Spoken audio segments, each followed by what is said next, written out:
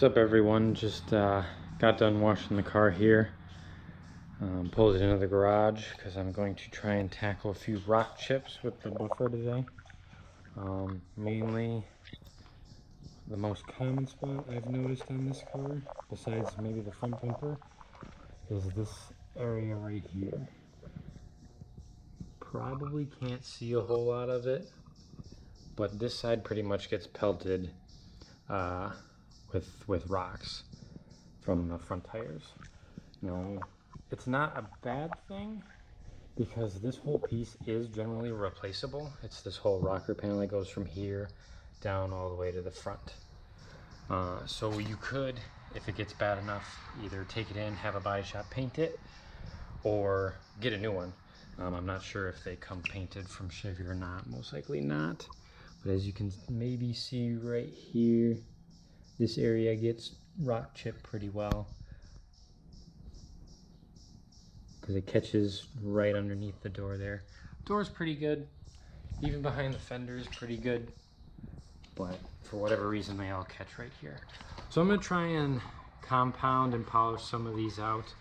This plastic piece right here does do a pretty good job of protecting cone marks and stuff from autocross, but this area right here just seems to get hit a lot. So I'll try and get some of that stuff out. We'll see if we can get more on this side. Yeah, this side's a little worse.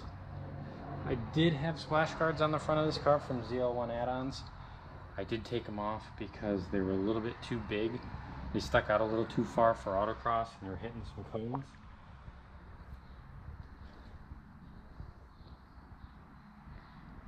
But other than that, the car's in pretty good shape.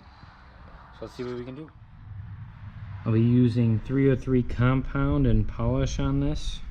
Wipe down the car with Jay Leno's Garage Quick Detailer. So per my father's advice, I'm going to start with 3000 grit, sandpaper, and some water on the pad there.